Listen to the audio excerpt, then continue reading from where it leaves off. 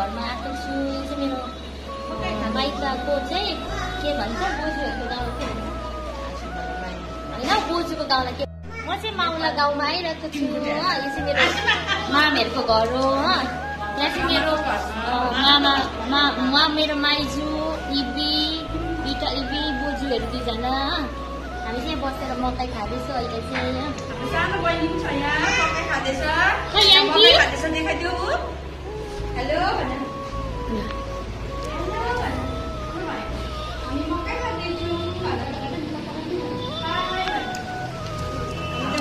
यता हेर याङ्की यता हेर न म तिमीलाई थम्बनेलमा हाल्छु ल तिम्रो फोटो। यता हेर दिशा मेरो छोरा चाहिँ यहाँ हेर त नानी उसले पनि खाँदैछ। यहाँ हेर त नानी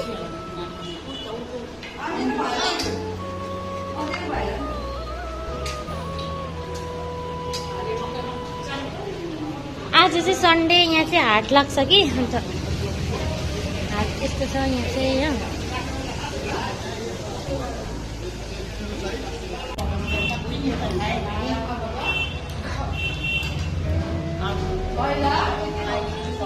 ये भी बेसरी बोल्नु अन्त सुन्छ अलिक बेसरी बोल्नु। आफूलाई खेतीको भत्ता कति मिठो हुने होला किनेर खाएको। मेरो नाति मेरो बुहारी बहिनी आफूलाई खेती गरेको हुन्छ नि आफूले रोपेको दबाई सबै राम्रो हुन्छ। सधैँ भुइँ कतिको फल्यो बढी अस्ति खाएको एक दिन माथिबाट अलिअलि रोपिरहेको छु नि।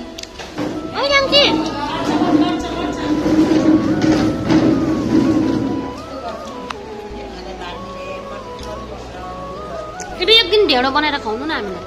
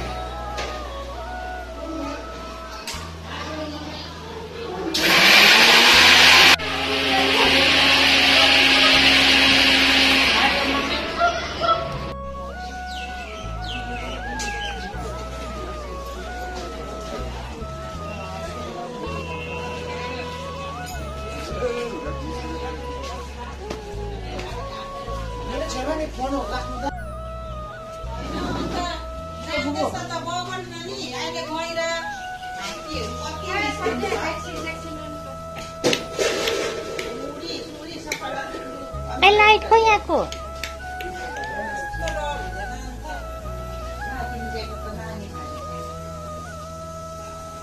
यो चाहिँ मेरो हो मामा घर। यो चाहिँ मेरो भाइ अस्ति पनि देखिसक्नु भयो होला मेरो फुपूलाई चाहिँ तपाईँहरूले। आज पनि फेरि म आज चाहिँ मेरो फुपू यो चाहिँ मेरो मामा घर हो नि त। अस्ति चाहिँ काका घरमा देखेको थियो फुपूलाई आज चाहिँ मामा घरमा। यो चाहिँ मामा घर। मम्मीको चाहिँ टाउको दुख्यो अरे गाइस हेर्नु न।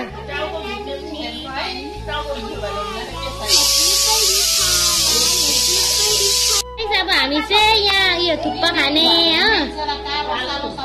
अन्त यहाँ चाहिँ फुपूले थुक्पा लगाइदिएको छ हामीलाई थुक्पा खाने। अब हामी चाहिँ मम्मी चाहिँ खानु थाल्यो। हामी चाहिँ बिहान भात मात्रै अलिकति खाएर आएको कि अनि त्यही भएर भोक लाग्यो कि अन्त यी थुक्पा चाहिँ अब खाने मजाले। फुपूले चाहिँ यहाँ बनाएको। हाम्रो चाहिँ आइतबार चाहिँ फुपूले यहाँ थुक्पाहरू बनाउनुहुन्छ नि त। सन्डेको दिन चाहिँ एक दिन चाहिँ थुक्पा बनाएर यसरी यो खसीको पोटा चिकन थुक्पा मटन सबै